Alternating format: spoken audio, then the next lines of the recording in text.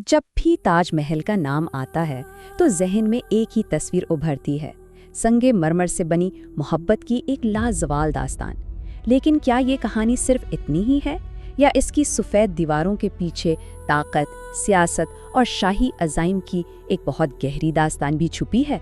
आइए आज इस राज से पर्दा उठाते हैं।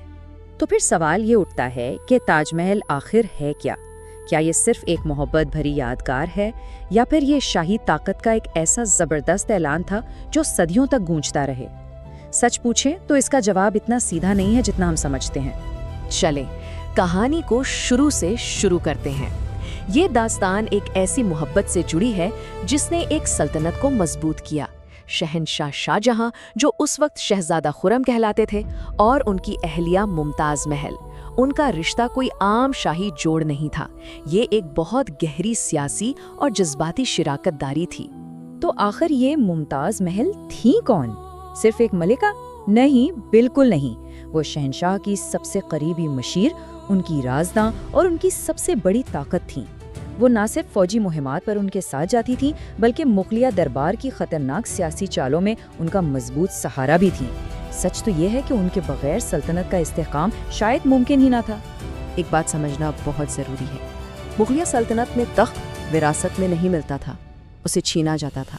ये एक ऐसा माहौल था जहाँ भाई भाई का दुश्मन था और बेटा बाप के खिलाफ साजिश कर सकता था। ऐसे में शाहजहां और मुमताज़ की जोड़ी, उनकी पार्टनरशिप, इस तमाम खलफिशार के बीच ताकत का एक अहम मरकज़ थी। लेकिन जैसा कि अक्सर अजीम कहानियों में होता है, इसमें भी एक बहुत ही अलमनाक मोड़ आया।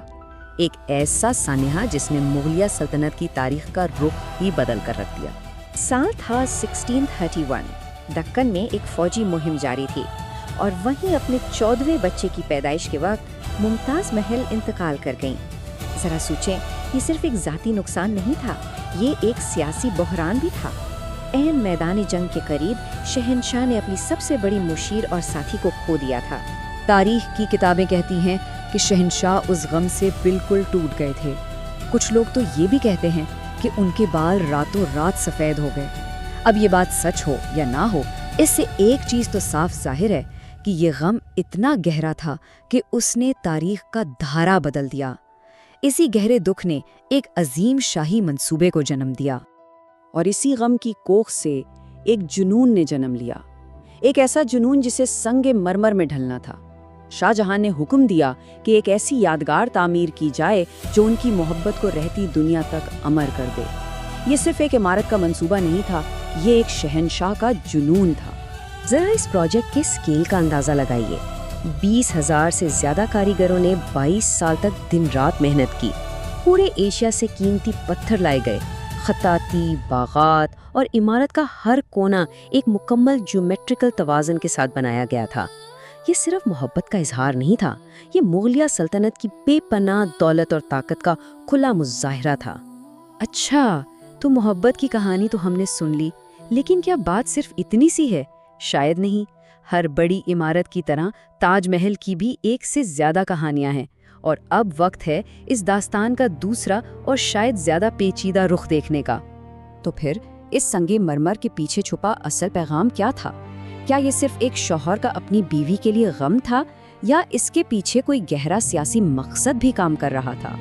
चलें, अब जरा इसके सियासी पहलू पर नजर डालते हैं, जहां ताजमहल शाही शानो शौकत और इख्तियार की एक सोची समझी अलामत के तौर पर हमारे सामने आता है। ये वो वक्त था जब मुगल सल्तनत अपनी दौलत, ताकत और असर और रसूख के उरूज पर थी। इस जमाने में बादशाह सिर्फ अपने लिए इमारतें नहीं बनाते थे, हर इमारत एक पैगाम होती थी, अपनी रियाया के लिए और अपने दुश्मनों के लिए भी। तो देखिए, हमारे सामने दो बिल्कुल मुख्तलिफ तस्वीरें हैं। एक तरफ है एक शौहर की यादगार, खोई हुई मोहब्बत को खराज तहसीन और ज़ाती गम का इजहार, और दूसरी तरफ है एक शहंशाह का विरासत, शाही ताकत की अलामत, दौलत का अवामी ऐलान और खुदाई बादशाहत का एक मजहर। लेकिन कहानी यहाँ ख़त्म नहीं होती।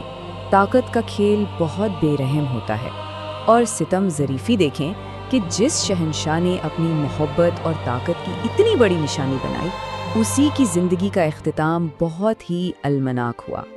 تو ہوا یہ کہ جب سلطنت اپنے عروج پر تھی اور تاج محل بن رہا تھا، تبھی اقتدار کی جنگ شروع ہو گئی شاہ جہاں کے اپنے ہی بیٹوں کے درمیان، اور 1658 میں اس کے بیٹے اورنگزیب نے تخت پر قبضہ کر لیا اور اپنے باپ شہنشاہ شاہ جہاں کو آگرے کے قلعے میں قید کر دیا۔ اور شاید سب سے بڑا المیہ یہی تھا۔ اپنی قید کے آخری 8 سال شاہ جہاں آگرہ کے قلعے کی ایک چھوٹی سی کھڑکی سے صرف تاج محل کو تکتے رہے۔ وہی تاج محل جو کبھی ان کی محبت اور طاقت کی علامت تھا، اب ان کی شکست، ان کی قید اور ان کی تنہائی کی ایک روزانہ کی یاد دہانی بن چکا تھا۔ تو اس پوری کہانی کا حاصل کیا ہے؟ تاج محل کا ورثہ آخر ہے کیا؟ اسے ہم کیسے سمجھیں؟ دیکھیں، اس کی اصل عظمت اسی بات میں ہے کہ یہ یا کا معاملہ نہیں، یہ اور کا معاملہ ہے۔ یہ صرف محبت یا صرف طاقت نہیں، یہ محبت اور طاقت دونوں کی کہانی ہے۔ یہ ایک ہی وقت میں ایک گہرے ذاتی غم کی داستان ہے اور ایک عظیم سلطنت کے عروج کا اعلان بھی۔